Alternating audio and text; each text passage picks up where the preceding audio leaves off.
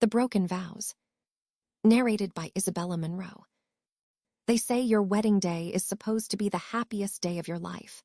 A day you'll replay in your mind when you're old and wrinkled, rocking on a porch swing, telling your grandchildren how you knew it was forever the moment you said I do. I wanted to believe that. From the outside, mine was the kind of wedding that people clipped into magazines for inspiration boards. The roses were imported from Italy, the champagne bottles wore golden necks like jewelry, and the Monroe family name carried enough weight to draw a crowd of politicians, business owners, and family friends who'd known me since childhood. I wore lace stitched by hand, the kind of gown that whispered money even in silence. And at the center of it all was Adrian, my Adrian, tall, confident, the kind of man who knew how to command a room with a single smile. The priest's words rolled over us like honey, and when he said, "Do you take this man?" I heard my own voice steady and clear. "I do." The photographs show joy, my father's proud stance, my mother dabbing tears from her eyes, my friends raising glasses. If you looked only at those images, you'd believe we were untouched, the perfect couple. But photographs lie. Because when I remember that night, it's not the music or the laughter or the shimmer of my gown that burns into me. It's the sound of Adrian's voice behind a half-open door. He had stepped away from the ballroom, phone in hand. "Just one quick call," he had said, brushing a kiss against my cheek like it was the most natural thing in the world. I believed him, why wouldn't I? But curiosity is a stubborn thing. I followed, quietly. The hallway was dim and the door was only slightly ajar. His voice slipped through the crack like smoke. "Yes, my love," he whispered. "Of course I'll come, she's asleep, she doesn't suspect, you're the only one." My love. Two words that didn't belong to me. For a moment I thought maybe I had misheard, that the champagne had clouded my judgment. But the way he said it, soft, familiar, practiced, told me the truth. He wasn't talking to a colleague. He wasn't making business arrangements. He was speaking the words that were supposed to belong to me to another woman. The ballroom's music thudded faintly through the walls, cheerful and oblivious. But I stood frozen, my hand pressed against the cool wood, my pulse hammering so loud I feared he'd hear it. That was the first crack, and once a crack appears, the whole structure is never the same. I didn't confront him that night. No. I smiled through the rest of the reception, danced when the music demanded it, and let the world believe in our perfect union. Outwardly, nothing had changed, but inside, a quiet war had already begun. Tell me, if you heard those words on your wedding night, "You're the only one," would you confront him right there in the hallway, or would you wait? Tell me in the comments. And if stories like this keep you hooked, subscribe so you don't miss the rest. The next weeks were a masterclass in pretending. Adrian carried on as though nothing had happened. He kissed me goodbye in the mornings, left little notes on the kitchen counter, even posted photographs of us with captions like "Lucky Man." To anyone else, he was the devoted husband. But to me, he had become a stranger wearing my husband's skin. And because I had chosen silence, I began to watch, closely. I memorized his footsteps in the hallway, the time his phone buzzed at night, the way he smiled just a little too quickly when certain numbers flashed on the screen. I noticed the names in his call log, some fully spelled, others shortened to letters. LV. I told myself it could be innocent, a colleague, a client, but the truth was already threading itself through me like barbed wire. Innocence does not hide in initials. Innocence does not call someone else my love. So I began keeping notes. At first it was scraps, dates, times, small suspicions scribbled into the corner of my planner. Then it became deliberate, a hidden notebook, a locked drawer, a private ledger of betrayal. No one else noticed. Friends came over and laughed in our kitchen. His mother called to remind me of Sunday dinners. On the surface, we were the golden couple, newlyweds with the world ahead of us. But beneath that shine, I was cataloging lies, piece by piece. In the weeks after the wedding, I became two women. There was Isabella, the smiling newlywed, the one who posted pictures of Sunday brunches and clinked champagne glasses at his colleagues' parties. And then there was the other me, The one who lingered by the bedroom door when his phone buzzed late at night, who memorized his half-smile as he typed replies, who pressed her palm against the cold side of the bed when he returned home long after midnight. The split inside me widened, with every day I pretended not to notice. One evening, after he'd left for a late meeting, I called my best friend, Clara. She was the kind of friend who could read my silences better than my words. "You sound off," she said the moment she picked up. "What's going on?" I hesitated. Telling someone else would make it real. Still, the words slipped out. "Clara, what would you do if you found out, if you thought your husband was lying to you?" There was a long pause. Then, carefully, "Are you asking me a hypothetical, or are you asking me about Adrian?" The silence between us was an answer. "Oh, Bella," she whispered. "Talk to him, you can't keep that inside." But I shook my head, though she couldn't see me. "Not yet. I need to be sure. I need more than a feeling." "Then promise me one thing," she said. "Promise me you won't let him make you feel crazy. Men like that, if he's doing it, will make you question your own mind." Her words clung to me like smoke. 2 nights later, I got my first undeniable piece of evidence. Adrian's phone, abandoned on the kitchen counter while he showered, blinked with a new message. I shouldn't have looked. I knew that. But temptation doesn't knock politely, it kicks the door down. The screen lit up with a single line. "Miss you, midnight at the usual place." Signed, LV. When he came out, hair damp, towels slung around his neck, I forced my voice into casualness. "Another late night tonight." He smiled that smooth, automatic smile. "Work dinner, you know how clients are." I nodded. "The usual place." His hand froze mid-motion.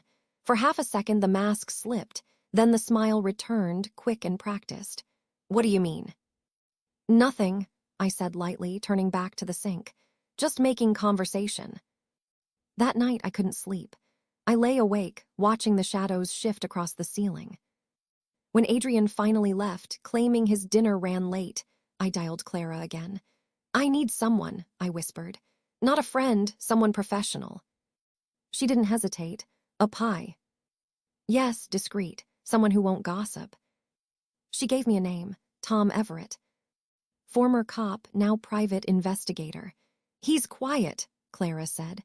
"A little rough around the edges, but if you want truth, he'll find it." Meeting Tom felt like stepping into another life. His office smelled faintly of coffee and old paper. He didn't waste time with small talk. "You think your husband's cheating," he said flatly, sliding a notepad across the desk. "Names, dates, anything you've got." I blinked at him. "You're not going to ask if I'm sure." He met my eyes, his voice steady. "Lady, no one walks into this office unless they've already asked themselves that 100 times.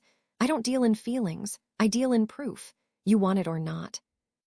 I handed him the list I'd kept hidden. The dates, the receipts, the little clues I had gathered like a crow with shiny objects. "All right," he said, tucking the paper into his folder. "Give me a week." As I stood to leave, he added, "And Mrs. Monroe, don't confront him until I come back. If you go at him too early, he'll cover his tracks. Then you'll never know for sure." That week felt like an eternity.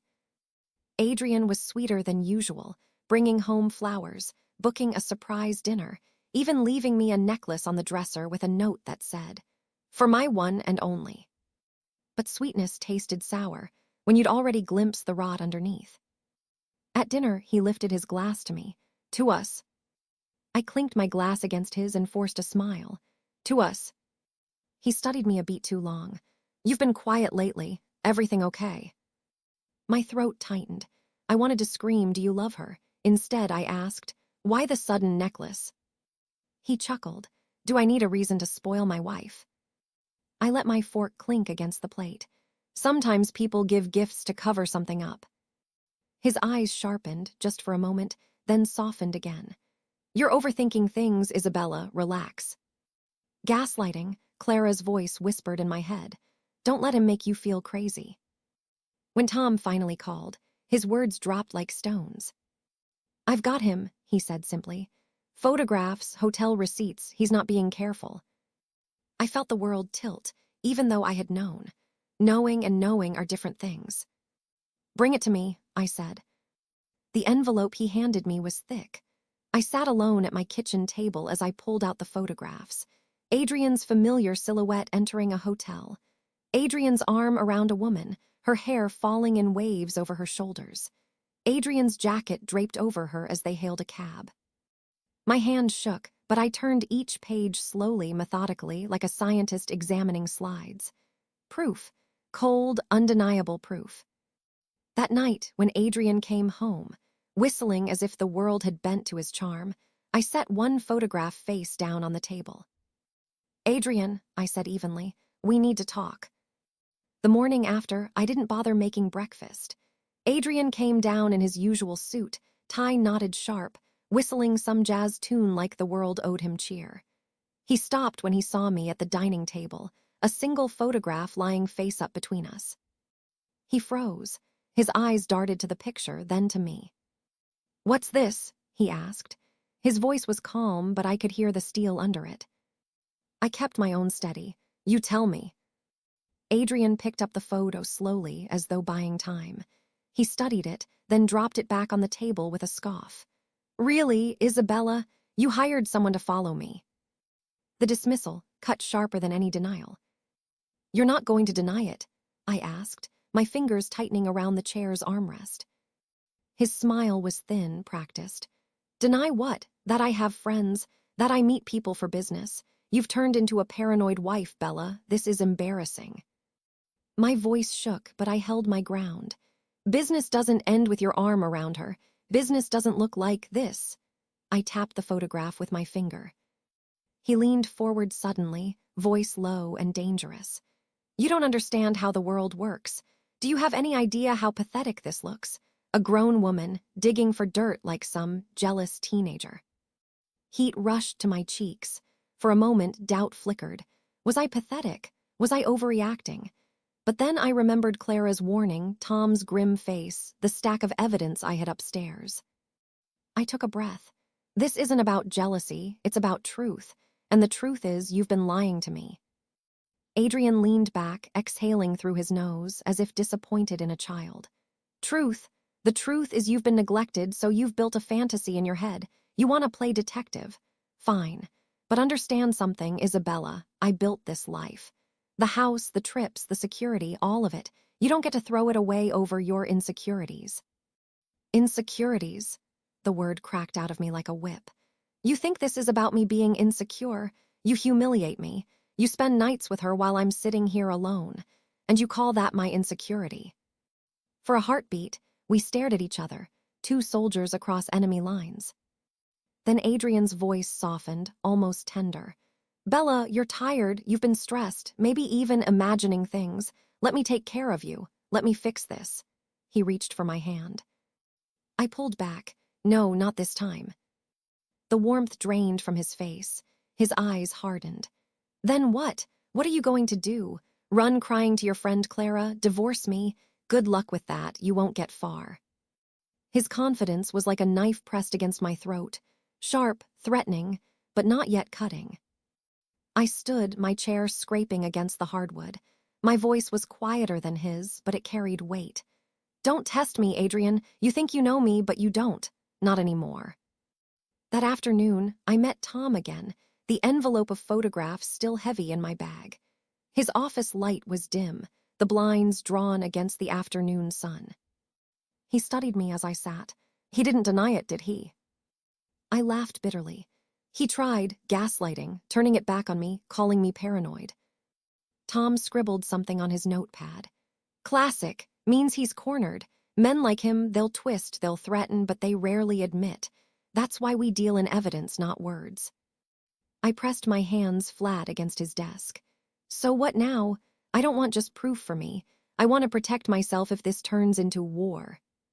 Tom nodded slowly. "Then you'll need a lawyer, someone sharp, someone who knows how to handle men with money and egos. And Isabella." I lifted my eyes. "Once you start down this road, there's no turning back. Are you ready for that?" I hesitated. The weight of his question pressed against my ribs. Divorce wasn't just scandal, it was war. But Adrian had already declared it in silence, with every lie he told and every touch he gave to another woman. I swallowed hard. Yes, I'm ready. That evening, Adrian came home to find me sitting at the same table. No photographs this time, just silence. He poured himself a drink. We're not going to drag this out, are we? I have a busy week. My voice was calm, almost steady. You should know, I spoke to someone today, about lawyers. The glass froze halfway to his lips. His smile was thin, brittle. Lawyers, really? You're going to make a fool of yourself in court. I won't be the fool, I said quietly. For the first time since this began, I saw something flicker in his eyes, not anger, not smugness. Fear. He covered it quickly with a laugh, but I saw it, and that glimpse was enough. The next morning, I woke to silence. Adrian's side of the bed was already cold, the sheets untouched. He hadn't slept beside me.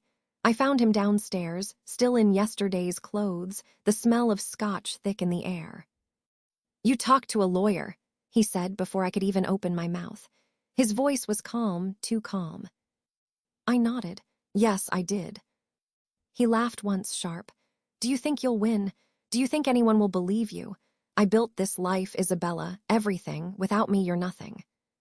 I met his eyes. My voice was soft but unshaken. Without you, I'm free. For a moment, he just stared at me. Then he set his glass down with deliberate care. You have no idea what you're starting, but you'll learn. The threats began small. A credit card that suddenly declined when I tried to buy groceries. An email, accidentally copied to me, where Adrian was warning his business partners about my emotional instability. A neighbor stopping me in the driveway to ask if it was true I'd been struggling with pills. Adrian was painting a picture, one where I was the broken, unstable wife, desperate for attention. And I realized with a sick twist of the stomach that he'd been preparing this long before I ever confronted him. I met with my lawyer, Margaret Lane, in her office downtown. She was sharp-eyed, mid-40s, with a voice like steel wrapped in velvet. She listened without interrupting as I laid out everything: Tom's photos, Adrian's threats, the smear campaign. When I finished, she leaned back in her chair. He's dangerous, she said plainly. Not just because of what he's done, but because of how careful he's been. Men like Adrian, they fight dirty, and they think they can buy their way out of everything. So what do? I asked. She folded her hands. You don't flinch. You don't react to every jab he throws. We build your case piece by piece. Financial records, proof of infidelity, witnesses. He'll try to break you, Isabella, but if you stay steady, the court will see through him. Her words steadied me, but the reality of what was coming settled like a weight on my chest. Adrian wasn't just trying to hurt me, he was trying to erase me. One evening, as I left Margaret's office, I saw Adrian's car parked across the street. He didn't get out. He just sat there, engine running, watching me. When I walked past, he rolled down the window. This isn't you, Bella, he said, his voice low, almost pleading. You're not a fighter, you're soft. That's what I loved about you. Don't make me crush you. For a second, I almost faltered. Almost. I bent down, meeting his gaze. Maybe I was soft, but you taught me how to be steel. His jaw clenched, his knuckles white on the steering wheel. He didn't reply. Back home, I found Clara waiting for me. She'd let herself in, packing my kitchen with nervous energy. He's spreading things about you at the country club, she blurted. That you're unstable, that you're having some sort of breakdown. I sat heavily at the counter. Of course he is. Clara grabbed my hand. Bella, you can't let him do this alone. You need allies, people who'll speak for you, people who know the truth. Who? I asked, bitter. Everyone's already whispering. Everyone wants to believe the perfect Adrian Monroe. Clara squeezed my hand tighter. Then we show them the cracks, one by one. We make him stumble in public. We let his lies unravel themselves. Her fire lit something inside me. Adrian wasn't just going to face me in court. He was going to face me in every whispered conversation, every glance across every room. The war had begun. Quiet, invisible to most, but very real. Adrian cutting me off financially. Me gathering paper trails. he thought I'd never find. Adrian telling friends I was losing it. Clara and Tom digging deeper, pulling strings, finding allies I didn't know I had. It wasn't loud yet, it wasn't public yet, but every move was a step closer to the inevitable clash. And through it all, one truth hardened inside me.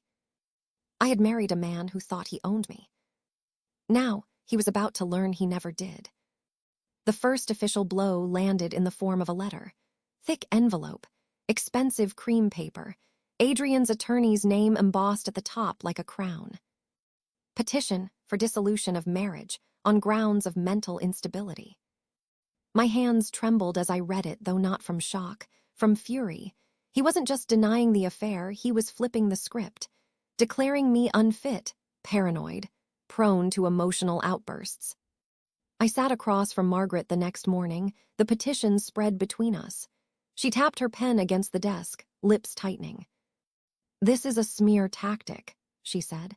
"Classic. He's trying to paint you as unstable so the court won't take your evidence seriously." I swallowed hard. Can he win this way? Margaret leaned forward, eyes sharp. "Only if we let him, but we won't. We'll fight fire with fact. You've been documenting everything. You've been calm, methodical. That's gold in court. It proves stability. The more he pushes this angle, the more he overplays his hand." Her confidence steadied me, but my chest still ached. Adrian wasn't content with betrayal. He wanted destruction. At home that night, Clara sat with me on the couch, scrolling through her phone. "He's already whispering it to people. Look at this." She handed me her screen texts from a mutual acquaintance. "Poor Adrian. He's trying so hard, but Bella's not well. He's a saint for putting up with it." I stared at the words until they blurred.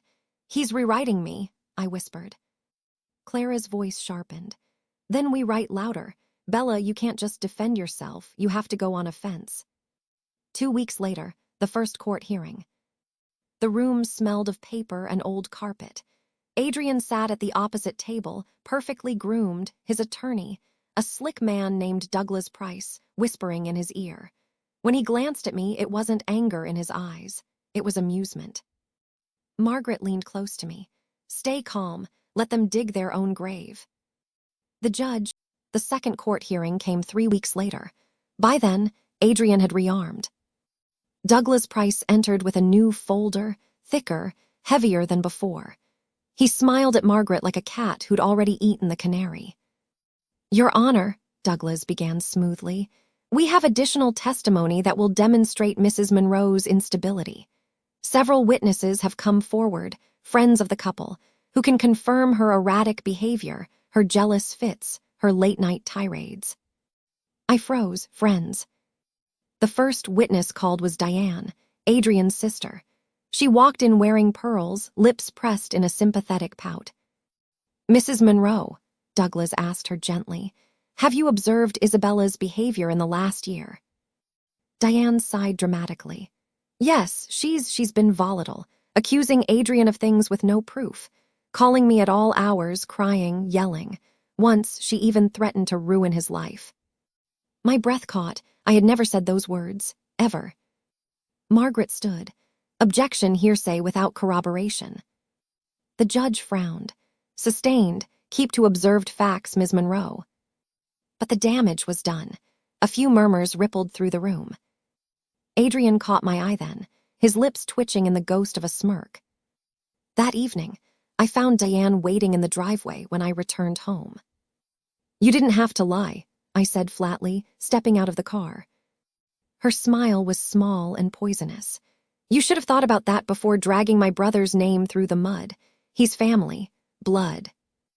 "And I was family," I asked. "You married into it. That's different." She leaned closer, voice dropping. "Bella, let this go. You won't win. He has friends in every room that matters. Take a quiet settlement, keep some dignity." I stared at her, cold fury hardening every bone in my body. "You think dignity comes from silence? You're wrong. Dignity comes from truth." Her eyes flickered, just for a moment. Then she turned and walked back to her car without another word. The following week, another blow. One of Adrian's old college friends, Paul Henley, testified that he'd witnessed Isabella screaming in public, accusing Adrian of cheating when he'd only been working. Again, a lie. Margaret leaned close to me during the recess. He's planting false witnesses. He's buying loyalty with promises, money, or guilt. But listen to me, Bella, lies unravel. They always do. We just need to be patient. Patience doesn't stop the whispers, I whispered back. People are already looking at me like I'm unhinged. She squeezed my hand. Then we turned their whispers into proof. That night my phone buzzed. Unknown number. When I answered, Adrian's voice slithered through the line. Bella, he said softly, why are you doing this to yourself? You look tired. You sound tired. The court's not on your side. People are laughing at you. My grip on the phone tightened. I'm not doing this to myself, Adrian. You are.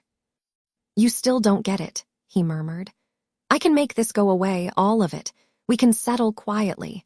No one has to know the details. But if you push me, if you keep dragging this circus into court, I'll make sure you walk away with nothing, not even your name. You'll be the bitter ex-wife with no friends, no credibility. Is that what you want? I let the silence stretch. I wanted him to feel the weight of it. Then I said evenly, you already took the marriage, you won't take my voice. And I hung up. The next morning, Clara sat across my kitchen table, sipping coffee as I laid out the conversation. He's tightening the screws, she said grimly. Then I'll tighten mine, I replied. That week, I hired a forensic accountant through Margaret. Quiet, discreet. He traced Adrian's shell companies, his hidden accounts, his payments to consultants that were really bribes. Each piece was added to the growing file. And still, I stayed silent in public.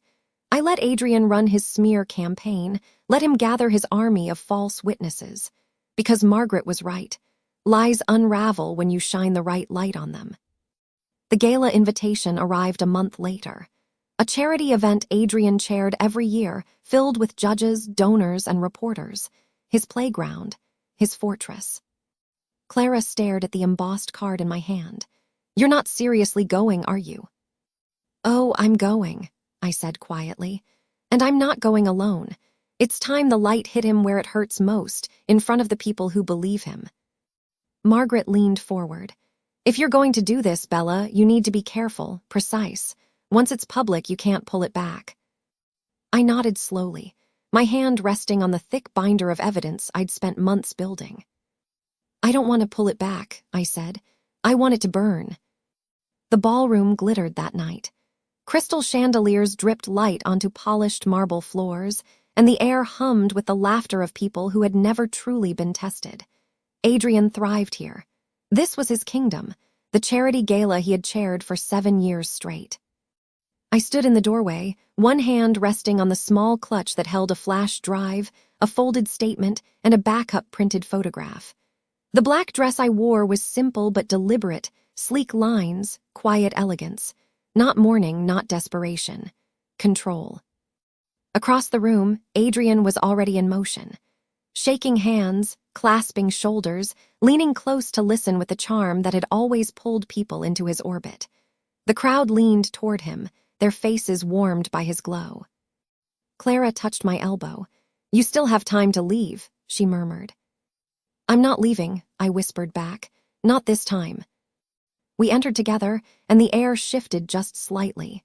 Conversations stumbled, eyes darted. Some smiled politely. Others whispered. I could feel the weight of the rumors Adrian had spread pressing on me like invisible hands. Isabella, a woman at the bar said with a brittle smile. How are you? We've missed seeing you. Her eyes flicked toward Adrian as though asking for permission to speak. I'm well, thank you, I said evenly, and I'll be speaking later tonight. Her smile faltered, and she excused herself. Dinner was a blur of small bites I didn't taste. Adrian sat 3 tables away, basking in the spotlight, throwing back his head at someone's joke. Occasionally, his gaze drifted to me, and he smirked, like a wolf certain the trap was still hidden under leaves. Finally, the lights dimmed, a soft chime of cutlery on glass. The host introduced Adrian to give the evening's keynote. He rose smoothly, every inch the polished philanthropist. His voice rolled out like warm honey. He spoke of generosity, of community, of the importance of trust. People nodded, applauded. When he spoke of honor, I almost laughed. And then the host called my name. For a moment, the room blinked. A few confused murmurs. Adrian froze with his champagne half raised, his face tightening before smoothing back into composure. I walked to the stage, heels clicking against marble, and took the microphone. "Thank you," I began softly. "I wasn't on the program tonight, but I asked for a moment because there are things that need to be said in rooms like this, rooms where appearances are everything and truths are often inconvenient." The laughter died. Utensils clinked against porcelain and stilled. Every head turned. I let the silence stretch, my eyes sweeping the crowd. I could see Diane staring at me, pale. I could see Douglas Price, Adrian's lawyer, frowning like a man who just spotted a storm cloud where the forecast promised sun. "My husband," I continued, "has spoken often of trust and honor, but honor is not the same as charm. Trust is not a smile held long enough to dazzle a room. Trust is proof. Trust is what remains when the masks fall." I pulled the folded sheet from my clutch. "I have with me photographs, receipts, phone records, documents that paint a different picture of the man many of you admire." The room inhaled as one. Adrian stood abruptly. "This is outrageous." "Please," I said sharply, cutting him off. My voice was not loud, but it was steady, unshakable. "You've spoken enough. Tonight I will speak." I turned back to the crowd. "I will not display the evidence here. It is already filed legally where it belongs. But I will tell you this. For months, while I was told I was unstable, while rumors spread about my supposed hysteria, I was documenting. Quietly. Thoroughly. And the truth is no longer a matter of whispers. It is written, it is recorded, it is real." The silence was deafening. Somewhere, a fork scraped nervously against a plate. One woman at the front dabbed her eyes. A man in the back whispered, too loudly, "I knew it." Adrian's face flushed, his composure cracking. "Isabella, you vindictive." "This isn't about vengeance," I said, locking eyes with him. "This is about dignity, about not allowing lies to define me, about showing my son that silence in the face of betrayal is not strength, it's surrender. And I will not surrender." My voice trembled just slightly on that last word, and the vulnerability in it struck the room harder than any scream could. I set the microphone down, gathered my clutch, and stepped from the stage. The applause did not come at first. It came slowly, awkwardly, from Clara, then Margaret, then a ripple spreading as people who had once leaned toward Adrian now leaned toward me. Adrian stood rooted to the spot, his mask crumbling under the light. The story broke before midnight. By the time Adrian and I left the gala, me escorted quietly by Clara, Adrian storming toward his car, half the room was already on their phones, whispering into glowing screens. A journalist friend of Margaret's had caught enough of my speech to push it online. Within hours, the headline blazed. "Beneath the charm, Adrian Monroe accused of double life." By morning, it was everywhere. News vans crowded our street. I watched from the upstairs window as reporters leaned over our hedges, microphones thrust toward the gates. I kept the curtains drawn and the house still. My silence was its own statement. Adrian, however, chose fury. He stormed into the kitchen, tie loosened, eyes bloodshot. "You humiliated me," he hissed. "You think this makes you strong? You've destroyed us both." I set my teacup down calmly. "No, Adrian, you destroyed us. I just stopped hiding it." "You won't win." He leaned closer, voice dripping venom. "You think these people love you? They don't. They smell blood. When they've had their fill, they'll move on, and you'll be left with nothing." I met his gaze evenly. Better nothing than living with lies. The days that followed blurred into a storm of flashing cameras and sharp questions. Talk shows dissected every line of my speech. Tabloids dug into Adrian's past with a sudden hunger, unearthing affairs he hadn't even thought to cover. Business associates issued carefully worded statements. Sponsors began to review their partnerships. Each day chipped away at him. I watched the unraveling with quiet precision. Clara and I worked late, drafting responses, forwarding evidence only when necessary. Not enough to look vindictive, just enough to keep the flames alive. The press called me poised, elegant, even icy. I let them, better cold than weak. Adrian, though, was a man cornered. He called late at night, trying to sound contrite. "We can fix this," he said once, his voice breaking. "I'll step down, I'll make a statement, we can present a united front, please, Isabella, for our son's sake." I stayed silent long enough for him to fill the pause with desperation. Then I answered quietly, "No more performances, Adrian. Not for the cameras, not for me." His voice hardened instantly. "Then I'll fight you, and you'll regret this." Behind the scenes, the unraveling grew worse. The firm he'd built around his charm began fracturing. Board members called for emergency meetings. Rumors spread of investors pulling out. Even his lawyer, Douglas Price, looked weary when he came by the house, his voice tight as he warned Adrian to minimize the damage. But Adrian didn't minimize, he scrambled. He bribed, threatened, promised. He summoned old friends, called in favors, twisted arms. For every move he made, I had already prepared my counter, quietly, methodically, through months of planning. And still, the storm raged louder.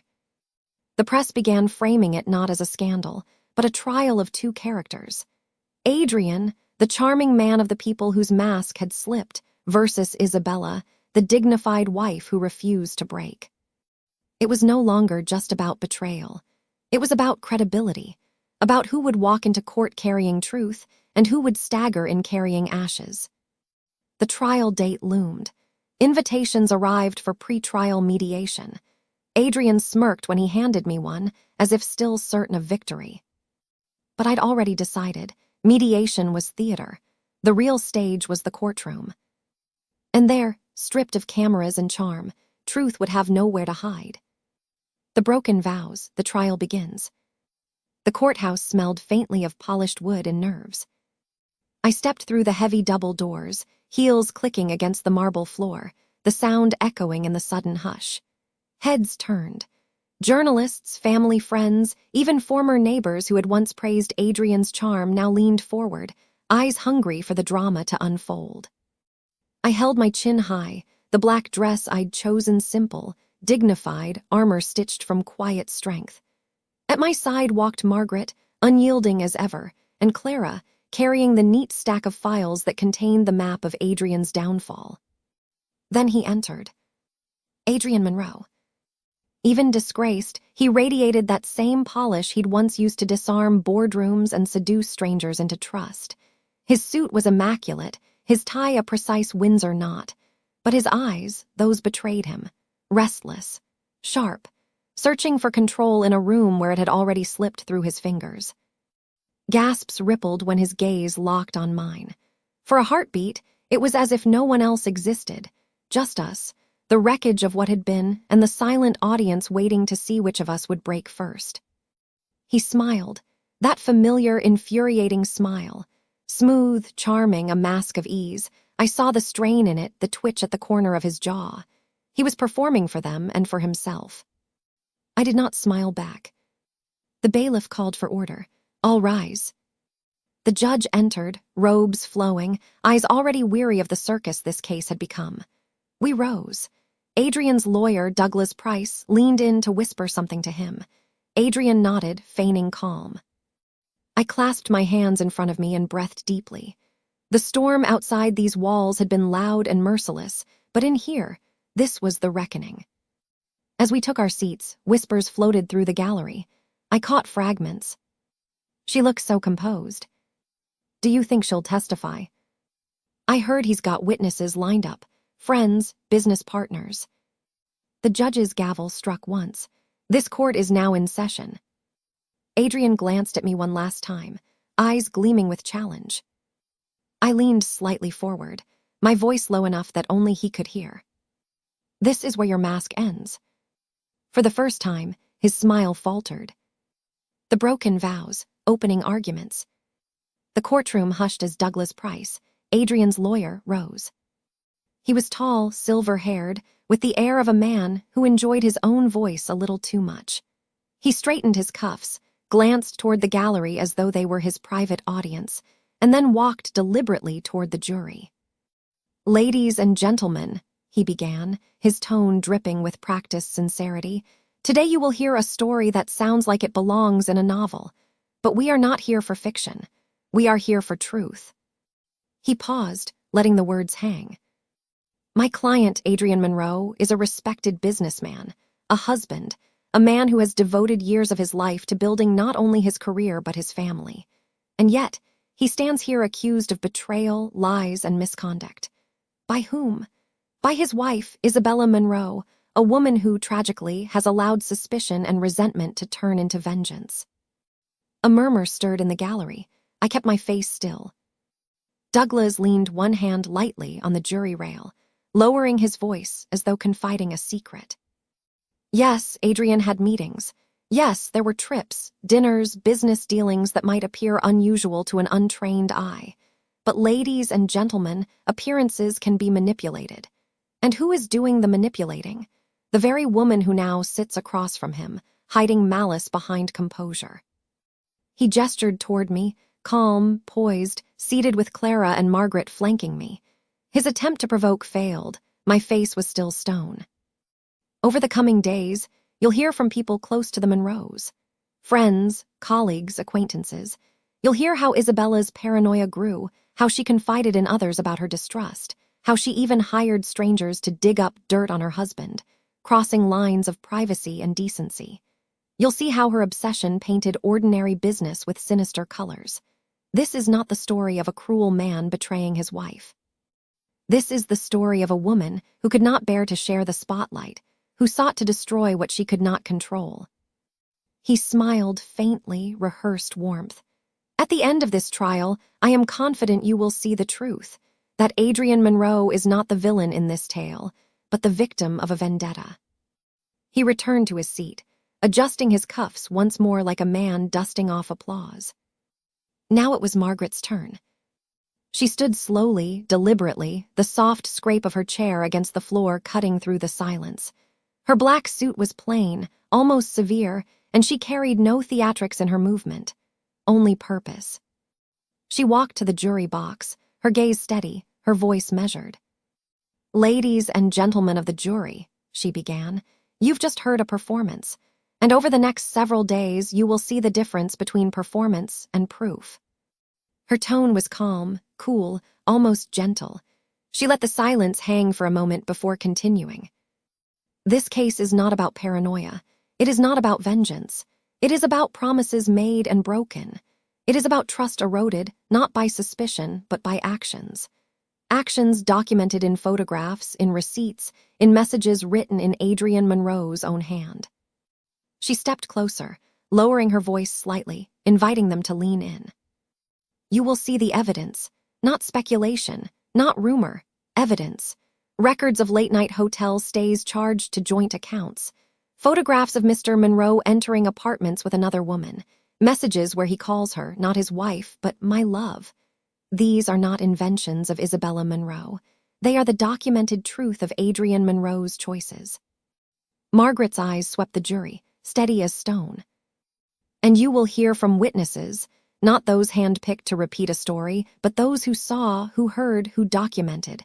A private investigator, former colleagues who were paid to keep silent, even, perhaps, the other woman herself." A ripple moved through the room. I saw Adrian stiffen. "This is not vengeance," Margaret said quietly, her words sharp as glass. "This is a woman protecting her dignity, her name, and her child's future. And when you have seen the evidence for yourself, you will understand that the only betrayal here is the one Mr. Monroe committed against his vows." She stepped back, nodding to the judge, and returned to her seat. No dramatic flourish, no smirk, just precision, like a blade sliding cleanly back into its sheath. The air in the courtroom was different now, charged, waiting. The jury's eyes shifted, some toward Adrian, some toward me. And for the first time in months, I felt the tide turn. The broken vows, courtroom testimonies. The air in the courtroom was thick, an almost metallic tension, as though the room itself knew something sharp was about to break. Adrian sat at his table, perfectly groomed, posture immaculate, his eyes darting toward me only when he thought no one else was looking. On his right, Douglas, his lawyer, flipped pages of notes with theatrical precision, pausing every now and then to glance at the jury as if rehearsing a smile. On my side, Margaret leaned close, whispering, "Stay steady. They'll go hard early. Let them." The judge cleared his throat. "Defense may proceed with its witnesses." Adrian's lawyer stood. "Your Honor, we called Diane Monroe." Diane's testimony. Diane walked in like she owned the room, chin high, pearls glinting against her neck. She glanced at me once, a practiced smile that didn't reach her eyes, and settled into the witness chair. "Ms. Monroe," Douglas began, "can you describe your brother's marriage?" Diane sighed as though she carried the weight of every disappointment.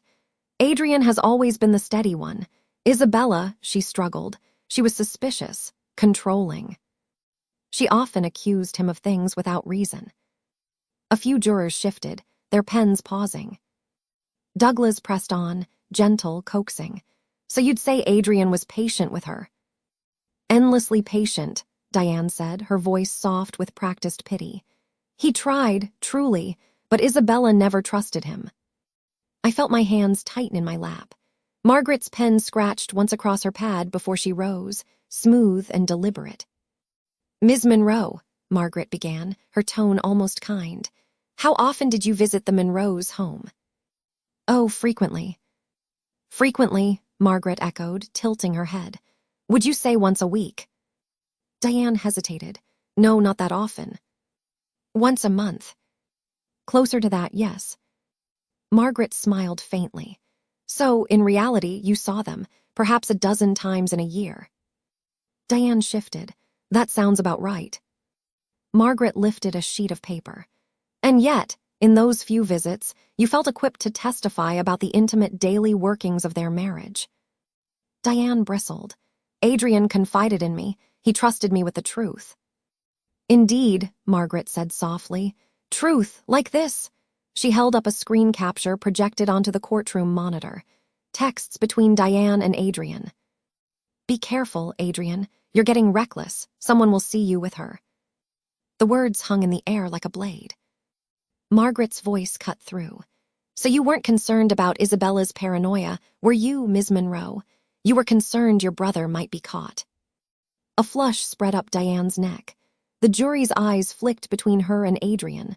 The mask had cracked. Charles Brennan's testimony.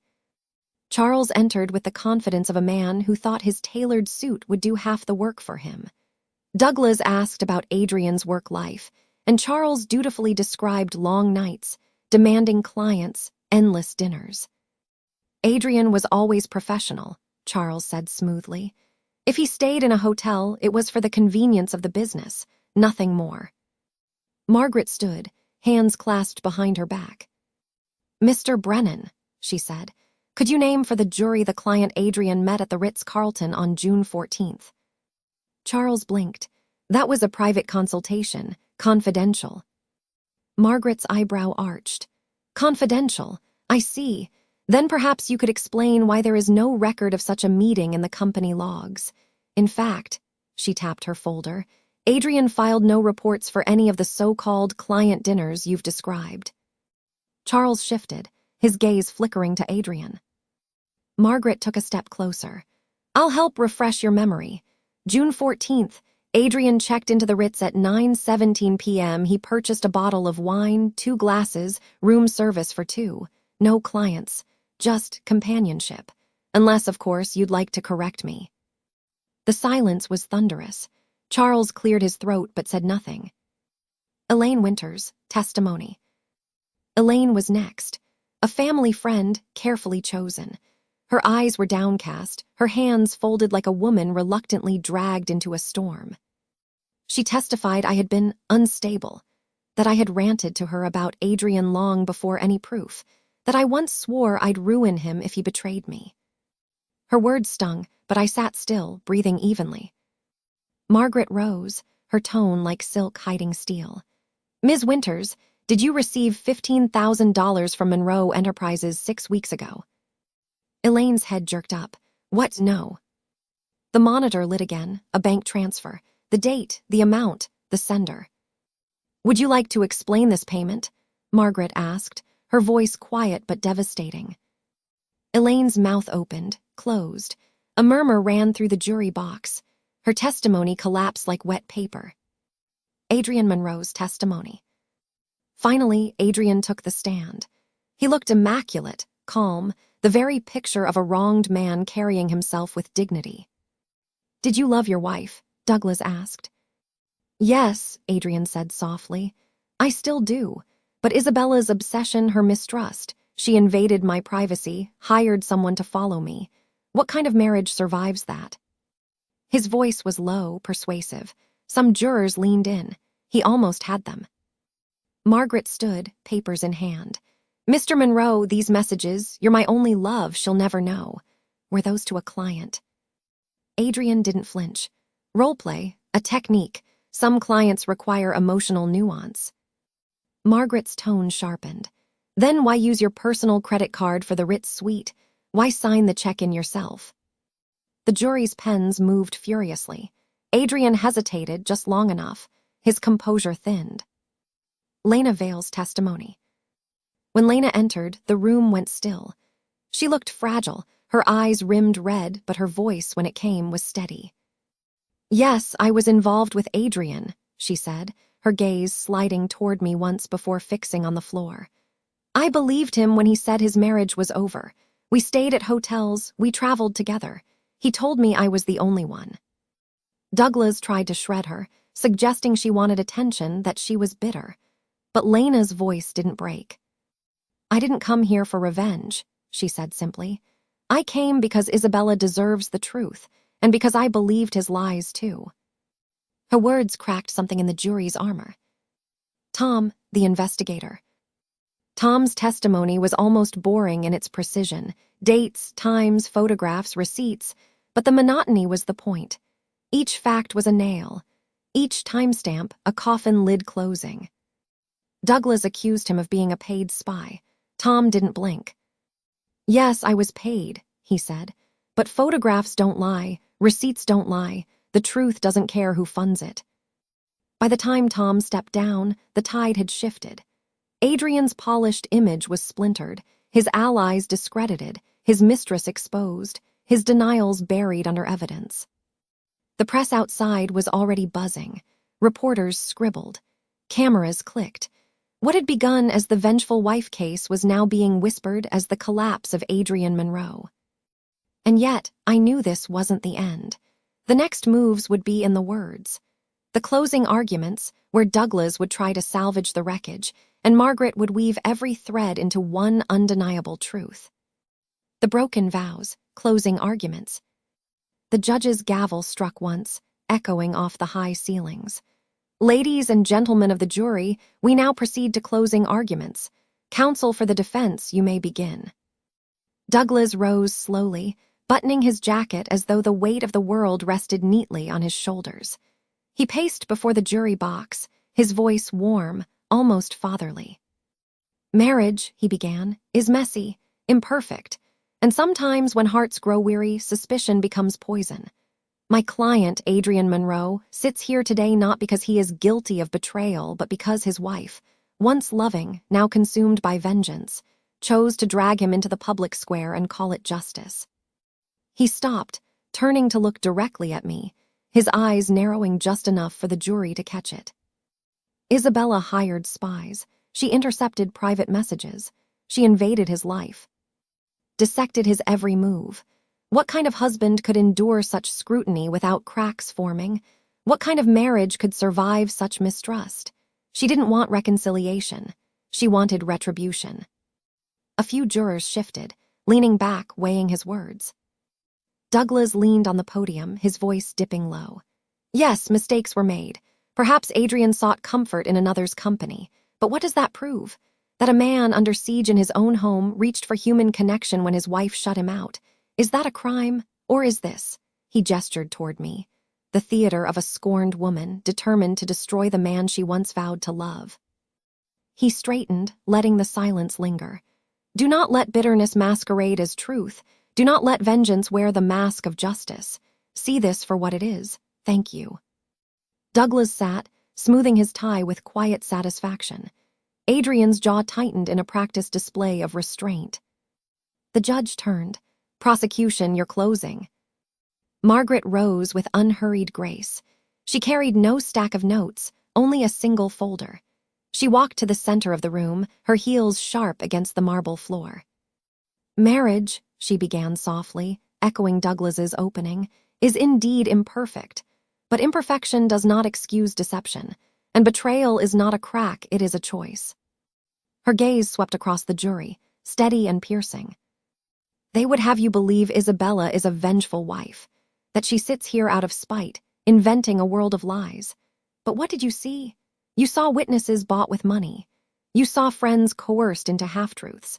You saw a sister shielding her brother's indiscretions until the text messages revealed her concern wasn't for Isabella's paranoia, but Adrian's carelessness." She stepped closer, lowering her voice so the jurors leaned in. Margaret paused, letting the silence tighten like a noose. Then, with deliberate calm, she laid down the final piece. "And if all that weren't enough, you heard from Tom Whitaker. Dates, times, photographs, receipts, not emotions, not suspicions. Facts, cold, irrefutable facts." Her voice sharpened. "Adrian Monroe is not on trial for being imperfect. He is on trial for betrayal, manipulation, and deceit. He was not the victim of a paranoid wife. He orchestrated a performance, spinning lies, planting false witnesses, bribing friends, all to keep his image intact while he lived a double life." Margaret turned toward me then, her tones softening. "And Isabella, she did not come here for revenge. She came here for truth. She came because vows mean something even when broken." She faced the jury again, her final words ringing clear. "Do not reward deception. Do not excuse betrayal. Choose truth." With that, she returned to her seat, every step measured, every word still echoing. The judge's gavel struck. The jury will now deliberate. The room exhaled all at once, jurors whispering, reporters scribbling, Adrian gripping the edge of the table so hard his knuckles whitened. I sat still, my hands folded, my pulse steady. The storm had been unleashed. Now came the verdict. The Broken Vows, the verdict. The judge's gavel echoed. The jury will now deliberate. The 12 men and women rose quietly, their footsteps muffled on the carpeted floor as they filed out into the adjoining chamber. The heavy oak door shut behind them with a final thud, leaving the courtroom suspended in uneasy silence. For a long moment, no one moved. Reporters hunched over their notepads, the scratch of pens like distant rain. Adrian leaned toward Douglas, whispering furiously, his jaw tight and lips pale. Margaret sat calm, hands folded neatly, her gaze fixed ahead as though already seeing the outcome. And me, I sat very still, my palms resting on my lap, but inside my pulse raced so loud I swore it filled the room. Every breath felt heavy. Months of whispers, late-night strategy meetings, tear-stained rehearsals, and this was the moment it all narrowed to. The minutes dragged, 15, 30, an hour. The jury's silence was deafening. Each second stretched taut, as if the entire room balanced on the edge of a blade. At one point, Adrian's sister, seated 2 rows back, dabbed her eyes dramatically, sighing for the benefit of the cameras. Margaret didn't even glance her way. At last, the door creaked open. The bailiff stepped inside. "The jury has reached a verdict." A collective shiver swept through the room. The jurors filed back in, solemn, their faces unreadable masks. The foreman clutched a folded piece of paper like it carried the weight of the world. The judge's voice was steady. "Has the jury reached a unanimous verdict?" The foreman nodded. "We have, Your Honor." "Please read it aloud." The paper was unfolded, the sound crackling in the hushed chamber. "In the matter of Monroe versus Monroe, we, the jury, find in favor of the plaintiff, Isabella Monroe." A beat, and then, "We find Adrian Monroe guilty of marital misconduct, fraud, and intentional emotional harm." The room erupted. Reporters scrambled, cameras flashing, pens scratching furiously. Adrian shot up, his face a storm of disbelief. "No, this is a sham, a witch hunt." His voice cracked, wild. Douglas tugged his arm, hissing for him to sit, but Adrian wrenched free, pointing at me. "You did this. You ruined me." The judge's gavel slammed down, sharp as thunder. "Order, order in the court." But I did not move. I simply met Adrian's gaze, unflinching, the calm after the storm. For once, the man who had built his life on control, on charm, on weaving illusions, stood stripped bare before the world. Margaret leaned closer to me, her voice low, almost reverent. "It's over, Isabella. You've won." The judge spoke again, his words lost in the swell of commotion, but I heard enough. Adrian would face financial penalties, public accountability, and reputational ruin. The exact details would unfold in due time. What mattered was the truth had been spoken and heard. As I rose, the weight I'd carried for months lifted, not entirely, but enough for my shoulders to straighten, for my steps to feel firm as I walked past Adrian one last time. His eyes burned with hatred, but beneath it, I saw something else too. Fear. Outside, the media frenzy roared. Microphones shoved forward, voices called my name, cameras flashed so bright I blinked against them. For a moment, I stood frozen on the courthouse steps, inhaling the cool air, the sound of freedom, the sound of survival. I turned slightly, offering only this to the waiting crowd. Justice has a way of catching up, no matter how long it takes. And then, I walked down the steps into the future I had rebuilt with my own hands. Epilogue after the verdict. The courthouse was behind me, but the echoes lingered. The verdict had been read, the papers stamped, the headlines already beginning their churn. Yet what I remember most is not the noise, it's the silence that came after. The silence of a house no longer tainted by secrets. The silence of evenings where my son's laughter filled the walls instead of muffled phone calls. The silence inside myself when I realized the storm had passed and left me standing. Adrian's shadow did not vanish overnight.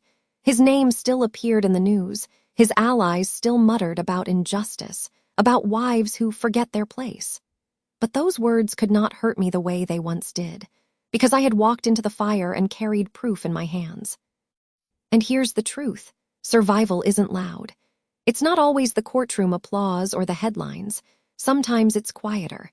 Sometimes it's planting flowers in the yard and knowing they'll bloom in spring. Sometimes it's tucking your child into bed without that knot of dread in your stomach.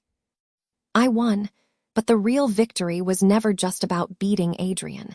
It was about reclaiming myself. And I wonder, if it were you, would you have done the same? Would you have waited, patient and deliberate, gathering proof? Or would you have confronted him the very first night, no matter the risk? Tell me in the comments. I want to know what kind of strength you believe in. Because this is what I've learned. Vows can be broken, lives can be torn, but dignity, that's a choice. And it's a choice I will make every single day. If Isabella's journey stayed with you tonight, if her quiet fury, her strategy, her endurance struck a chord, please share this story. Subscribe so you don't miss the next one, and leave a comment below because your voice is part of this community too. The gavel may have fallen, but the story doesn't end here. The real story is in how we rebuild, piece by piece, after the ashes settle. Thank you for listening. And when you return, a new voice, a new betrayal, a woman who gave up everything for her sister only to discover the cruelest cut of all. The story is called Blood Ties, and it's darker than anything you've heard yet. Don't miss it.